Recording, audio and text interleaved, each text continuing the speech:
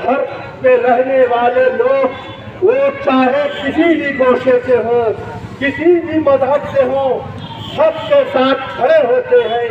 जिस बात का सबूत ये है कि एक्स वाइस प्रेसिडेंट जनाब तौसीफ आलम साहब भी धरने पर मौजूद है और तमाम खानों के सीनियर हाल भी मौजूद है। ये इस बात का सबूत है, इस बात का अलमिया है कि आपने जो अलम उठाया है वो हक के साथ है, हक का अलम है। अजीज़ान गिरामी, अजीज़ान गिरामी,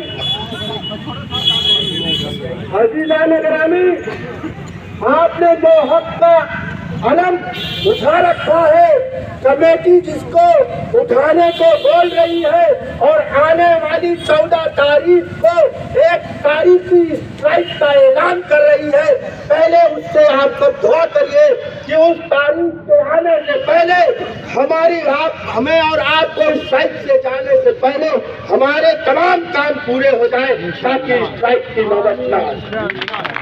लेकिन जनाब और वो जालिम लोग जो अपनी शीशे की खिड़कियों के शीशे खोल के मेरी आवाज को सुन रहे हो, तो मेरी ये आवाज उनके लिए शीशे का काम करेगी, उनके कान में प्रवेश हो रही होगी कि जनाब अगर हम 14 तारीख को स्ट्राइक पर आए और ये नॉन टीचिंग बिरादरी स्ट्राइक पर आई तो पता चलेगा कि काम कैसे रोका जाता है, काम कैसे ठप किया जाता है। जो हम सब कर रहे हैं, क्योंकि आप हमारी जायज 10 दूसरी मांगों को पूरा करने से इनकार कर रहे हैं। माननीय रजिस्ट्रार साहब, आप डेपुटेशन पे आए थे, आप यूनिवर्सिटी की फलाह और बहबूदी पे काम करने आए थे, आपने पूरी यूनिवर्सिटी को दम करके रख दिया। आपसे तानाशाही फरमान, ऐसे फरमान जिसको पूरा नहीं किया जा सकता, हमारी मांग ऐसी तो नहीं है। लानत है आपकी कलम पे जो किसी काम की नहीं, टूट जाए वो कलम, मर जाइए आप। ऐसे लोग को चिंता रहना बिल्कुल समाज का ये इशारा नहीं है। आप सामाजिक आदमी नहीं है, आप समाज के लिए जो कर्तव्य है आपको, आप उसका ईमानदारी के साथ निभा नहीं कर सकते। लानत है आप पर, आपकी कलम पर, आपकी कुर्सी पर। किस काम से आपने कौन सी फलाह और बहबूदी का काम किया जनाब, बताइए, हिसाब दीजिए। ये बहनें हमारी बैठी है, छोटे भाई हमारे बैठे हैं, हमारे बुजुर्ग बैठे हैं, आपसे हिसाब मांग रहे हैं। आप एक काम नहीं बता सकते कि यूनिवर्सिटी की फलाह और बहबूदी के हक में आपकी कलम से हुआ। और ये जो चमचे बैठे हैं, मैं उनसे भी मुखातिब हूँ कि याद रखना, हमको यही रहना है। आने वाले जो 4 साल में रिटायर हो जाओगे, पेंशन लेने हमारे ही पास आओगे, फिर हम पूछेंगे तुमसे जो चमचागिरी कर रहे हो, तो मैं बता दूं रजिस्ट्रार साहब, चमचे की यह खासियत होती है कि वो जिस बर्तन में रहता है उसी को खाली कर देता है। तो इन चमचों के चक्कर में ना आइए। यूनिवर्सिटी के हक में, यूनिवर्सिटी की फलाह व बहबूदी के लिए अगर आप काम कर सकते हैं तो काम करिए, वरना आपकी जरूरत नहीं है।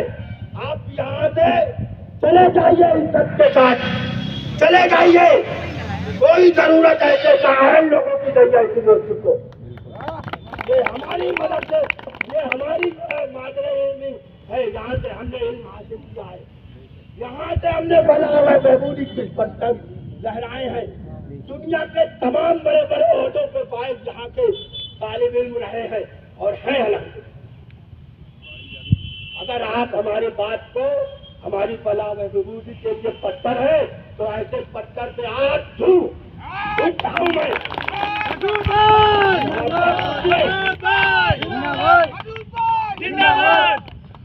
मुझे कोई जिंदाबाद नहीं चाहिए, मुझे तो रोना आता है कि ऐसे तालिम लोगों को मुसल्लत करके खुद वाइस चांसलर साहब परेशान है, हमें हटाए कैसे?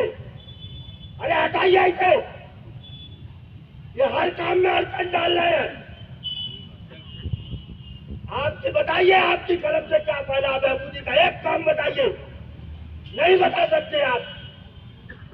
आपने झूठे वादे किए, 10 दिन 15 दिन के अंदर सारे काम, क्या काम किया बताइए? हमारी मांगे कौन सी नाजायज है? आपके सवाल के जवाब तो हमारी कमेटी देने को तैयार है, हमारे सवाल के जवाब दीजिए।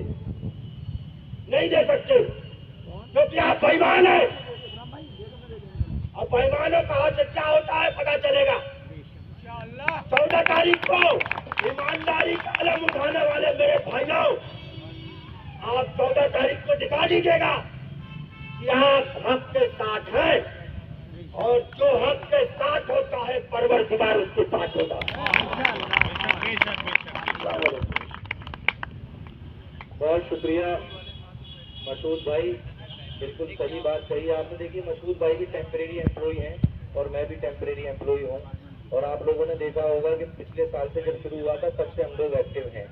तो जब हम लोग नहीं डर रहे तो बाकी भी किसी को डरने की जरूरत नहीं है। वैसे अल्लाह का शुक्र है आज की डेट में कोई एम्प्लॉय डर नहीं रहा है, अल्लाह का शुक्र है। और जैसा मसूद भाई ने कहा कि बिल्कुल सही बात है, अल्लाह रब्बुल इज्जत अगर किसी को ताकत देता है तो उस ताकत से अपने नीचे वाले लोगों को फायदा पहुंचाना चाहिए।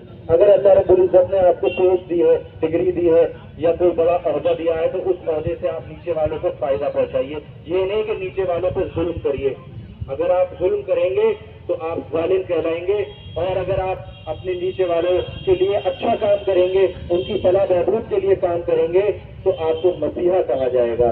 क्योंकि सब लोग ये समझते हैं कि नॉन टीचिंग कमजोर है, जो चाहे नॉन टीचिंग को दूर कर लें।